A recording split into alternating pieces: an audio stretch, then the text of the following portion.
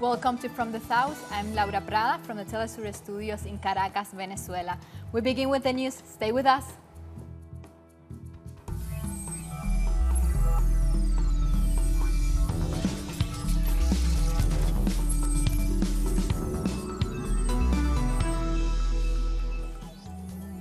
We start with the development of the actions of the United States regarding the Central American migrant caravan. In the last hours, the U.S. Army has been carrying out a practice closure of the border in Tijuana. This is the video of the exercise done.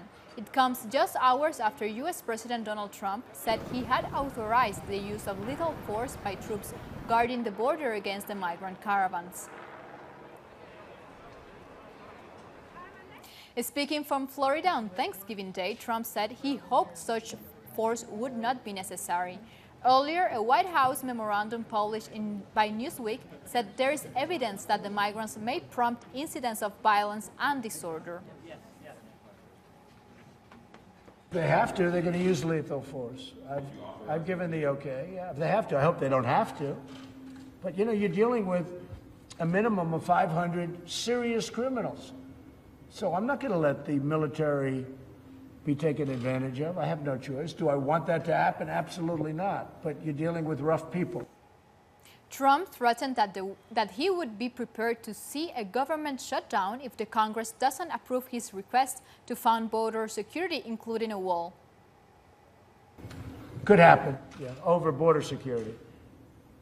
The wall is just a part of border security, a very important part, probably the most important part. But could there be a shutdown? There certainly could, and it will be about border security, of which the wall is a part.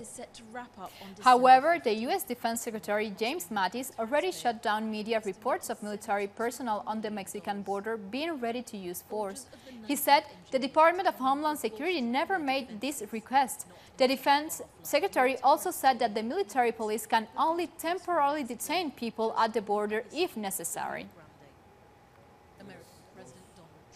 Migrants staying at a shelter in Tijuana, Mexico, have reacted to the latest comments made by the U.S. president. We don't think of it as a threat. We take it more as a joke or something like that, because it is not Trump or anyone else who rules. God is the only one. If God wants it, we will cross. And if God doesn't want it, then we will not. We got together and we will do what it takes to put pressure and cross. We can't stop it. Because if he tries to mess with one of us, he'll mess with the whole of Honduras, the whole of El Salvador, the whole of Guatemala, and the whole world is watching. Now we go to Chile, where the Interior Minister, Andrés Chadwick, will be called to Congress to answer questions about Catrillanca's murder. With 61 votes in favor and 65 against, lawmakers approved a resolution which would allow questions to be passed to the minister. This is to take place during a lower house session on December 11th. The opposition says it hopes this will serve to publicly clarify the police role in the murder of the Mapuche leader, while protests take place at the government's palace.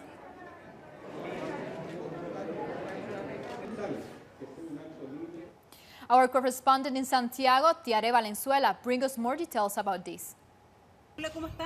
On Wednesday, the National Police Chief went to Congress to answer questions made by human rights and Mapuche community commissions in regard to the timeline of events that led to the murder of Mapuche activist Camilo Catrillanca.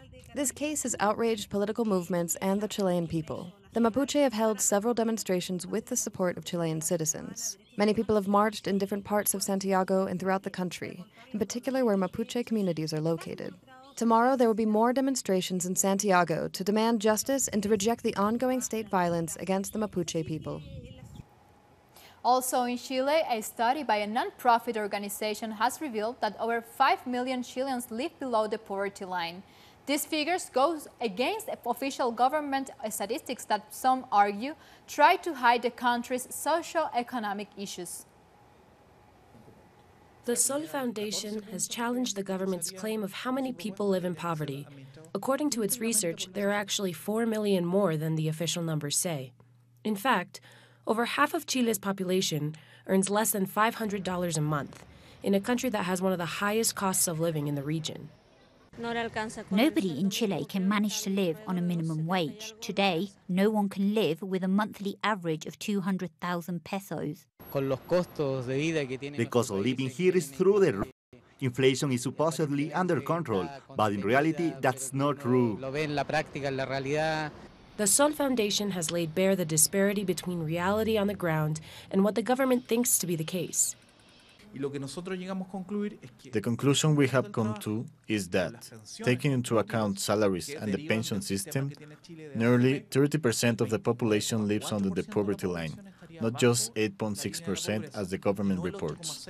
That's an increase from a supposed 1.6 million people to over 5 million. Among those millions, the most affected are senior citizens and the Mapuche people.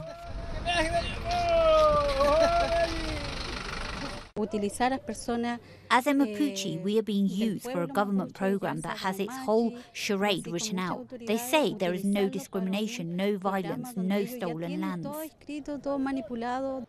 A government that is clearly out of touch can be the only way to describe how a country with the biggest GDP in Latin America has such high levels of inequality.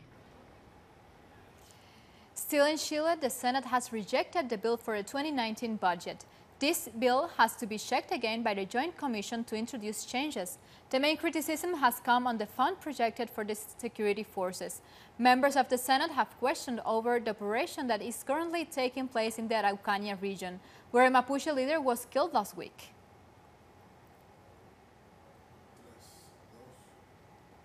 The public sector in Chile has called for a national strike on Monday 26. This after failing to reach an agreement with Sebastián Piñera's government on the wage adjustment. Workers believe the offer made by the government of a 3.1% increase is not enough and are demanding a 7% increase.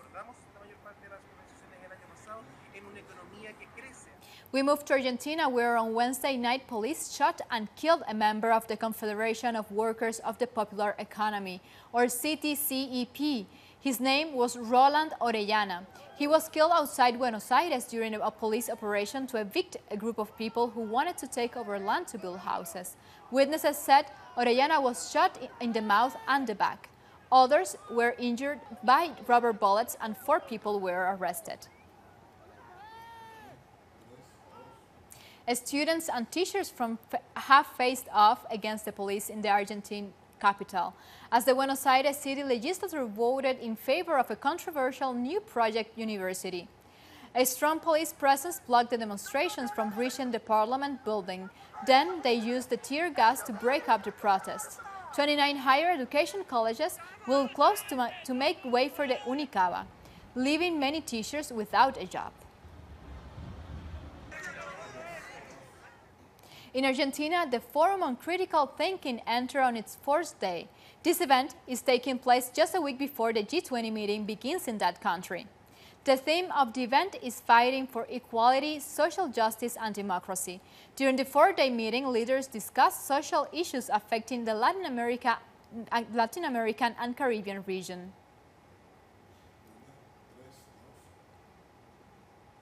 Argentina's economist and politician Cecilia Nahom has criticized President Mauricio Macri's administration and how he uses the G20 group for his purposes. Argentina looks at it sideways, and the government of Mauricio Macri in particular takes advantage of the G20 group to try to legitimize its neoliberal agenda, its agenda of exclusion, with a double speech. They say very important things that sound very nice, and the reality is that it's a government that is carrying out a very brutal adjustment. Nahom also says that one of the main goals of the U.S. President Donald Trump is to prevent Latin American integration. I think what Trump is basically doing is deepening and radicalizing the worst betrayals of the United States against Latin America. What he's doing is deepening a linkage and highly militaristic look where the focus is put in cooperation in security, where there is no kind of recognition, respect for the rights of Latin American people, and specifically for the rights of migrants. Time for a first break here from the South. You can find us on Twitter at Telesur English and Laura P. Telesur. Stay with us.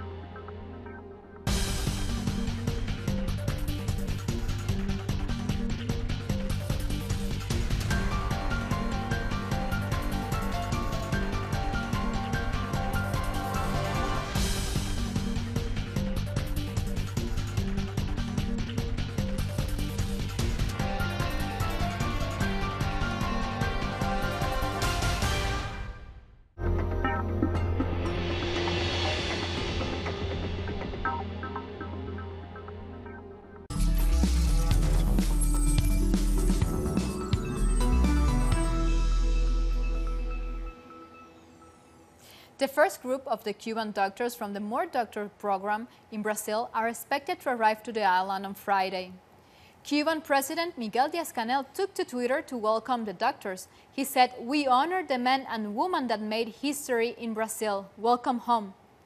Cuba decided to pull out of the program last week after receiving insults by President-elect Jair Bolsonaro.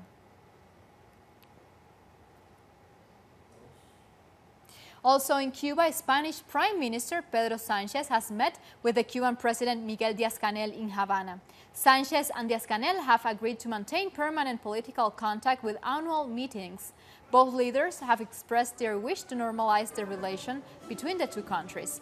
This is the first visit by a Spanish premier to the island in 32 years. The electoral campaign for the municipal elections in Venezuela has kicked off. Different candidates opened their campaign at the capital, Caracas. 400 prosecutors will supervise the elections. 50 national, regional, and indigenous political organizations are racing for the December 9th elections.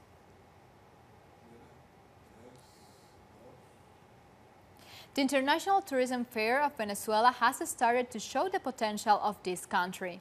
This event will take place until next Sunday, and it's aimed at attracting tourists and investors. 224 tourist companies will participate in the fair that will also bring different cultural activities.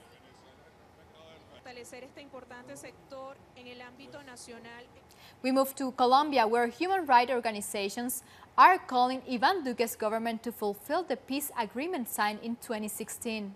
Around 400 social leaders gathered at the 10th National Human Rights Forum discussed ways to find a solution to what they call a social conflict. They have warned on the potential dismantle of the system for reparations and justice. They also criticized the persecution against former FARC members. Dozens of chefs in Bolivia have made the world's largest charque can, a local delicacy which main ingredient is llama meat.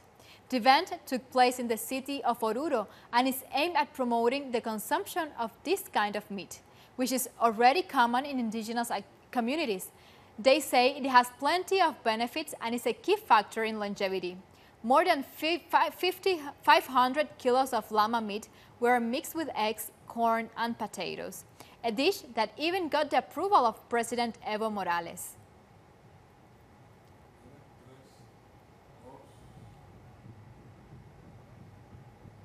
We continue in Bolivia, where social organizations are throwing their support behind President Evo Morales and Vice President Álvaro García Linera as they seek to be re-elected in the 2019 general elections. Bolivian Workers' Union announced its decision following a national assembly. We want to strengthen the candidacy of Evo Morales. He's the best candidate and leader for the 2019 general elections. We're also throwing our support behind our friend Álvaro García Linera, the vice presidential candidate seeking re-election. Social organization, campesinos, and indigenous groups, all part of the National Council for Change, wasted little time in demonstrating their support for Morales and his vice president. They're standing in solidarity with the union as they back the government. We, the campesino movement, have opted to have a political wing so we can't be joined to another political party. That is why the Bolivian Workers' Union also has taken that decision. García Linera had initially announced that he would not be seeking re-election, but it was President Evo Morales who requested that social organizations ensure that the vice president's decision is reviewed. It's the decision of the Bolivian Workers' Union. The most important organization of the working class has reached this decision. Meanwhile, President Morales called on social movements to discuss and come up with ideas that would help to secure the country's political future. This is going to be historic. I don't believe there's any other country in the world where the worker sector has come together to organize, discuss, evaluate, and come together to participate in democratic elections. These organizations are a kind of extended social cabinet for the government. General elections will be held at the end of next year, but right now the country is immersed in an early electoral campaign for primary elections. In Brazil, Landless Workers Movement, or MST, has submitted dozens of documents for a public hearing at the Legislative Assembly of the state of Minas Gerais. This is an attempt to stop the Brazilian government from evicting 450 families from a settlement called Quilombo Campo Grande. In March of this year, the settlement residents received eviction notices. We move to El Salvador, where various social organizations have taken to the streets to demonstrate against water privatization. Their main goal is to demand that the National Assembly declares access to water as a human right. The demonstrators also visited the headquarters of various political parties, including Arena and Democrata Cristiano, to demand laws that favor the environment. According to the UN, El Salvador has the highest level of environmental deterioration in the American continent after Haiti. The Haitian president has urged his political rivals to respect democracy after 4 days of violence and protests, calling for his resignation. In a televised address, Jovenel Moïse appealed for calm and demanded that the will of the people who elected him as president in 2017 be respected. He also called for an all-inclusive dialogue. The statement comes after Sunday's demonstrations follow a general strike that has paralyzed the country.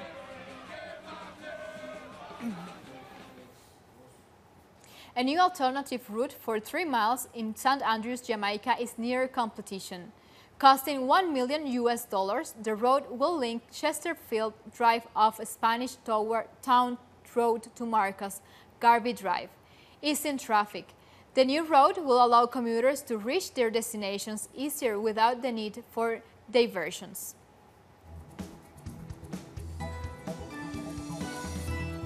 Moment for a second break, hearing from the south. Join us after this.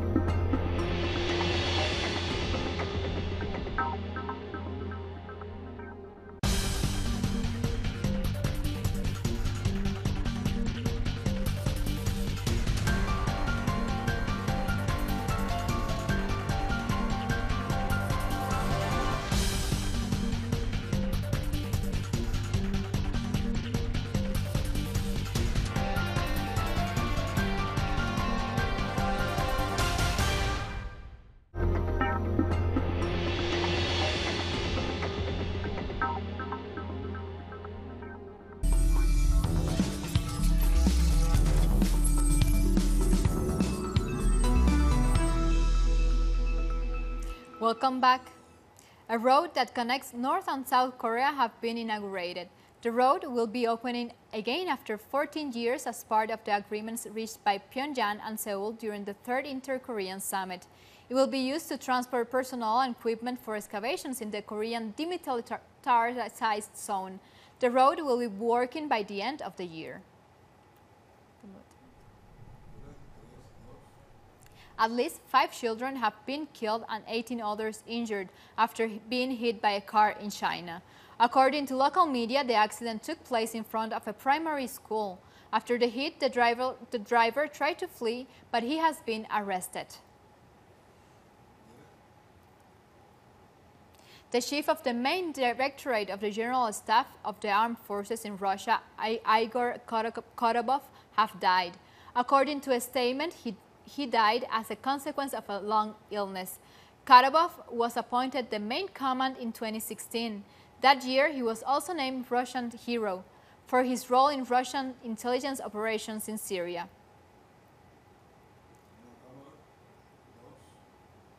War crime suspect Alfred Yekatom was being arrested outside the Central African Parliament in Bangui. Yekatom will face International Criminal Court this Friday, accused of murder, deportation, and torture of Muslims as the leader of the anti-Balaka armed movement. Officers were seen dragging him out of the National Assembly after he used his gun inside Parliament.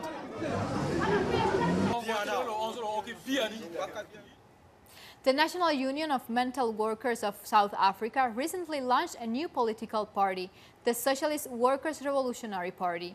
Earlier, we spoke with the NUMSA spokesperson about this new party.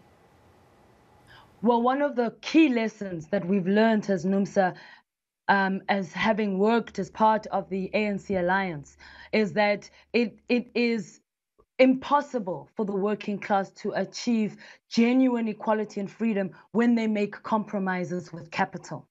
And our alliance within the ANC was in effect a compromise with capital, because the ANC has been pursuing very, very narrow neoliberal macroeconomic policies. Zimbabwe's finance minister has presented the country's 2019 budget during a session of parliament, but this was overshadowed by what was happening in the stands. Police forcibly ejected opposition lawmakers from refusing to stand up when President Emerson Mnangagwa walked in. The 2019 budget presentation comes amid deepening economic woes, characterized by a shortage of basic commodities and hard currency.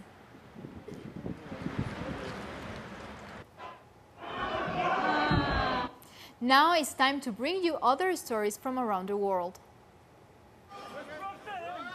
Public hospital workers have clashed with police outside the Ministry of Finance in Greece's capital Athens as they protested against the 2019 budget. Workers are demanding more funds for the healthcare sector after claims the government has not invested in it for some time.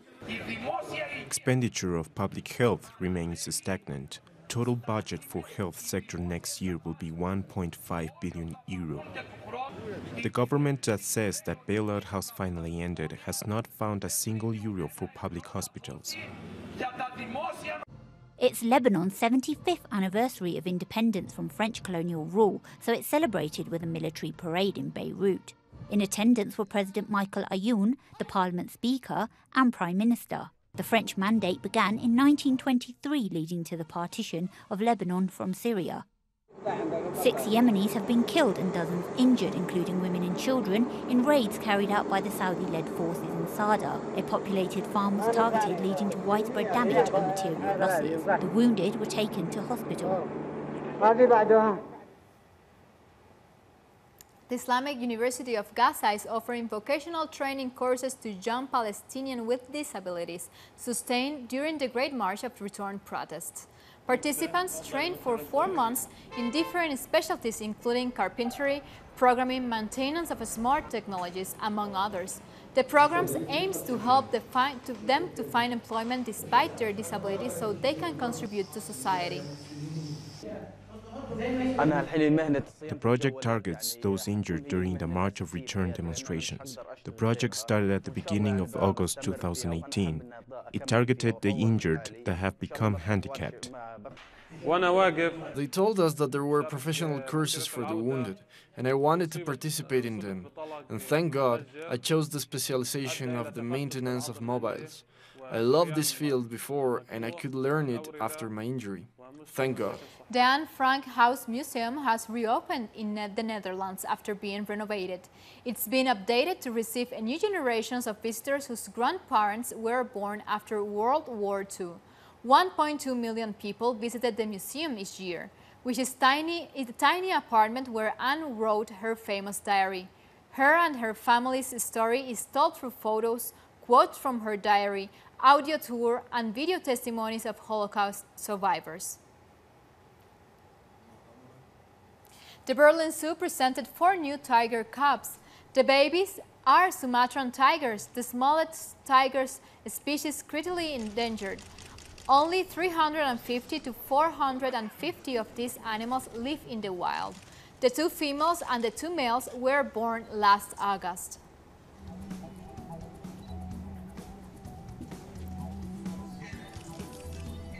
Like this, we've come to the end of this news brief. This and many other stories, you can find them on our website, telesurenglish.net, where you can find more news, videos, and opinion articles. Be sure to like us on Facebook and follow us on Instagram. I'm Laura Prada. Continue watching Telesur, connecting the Global South.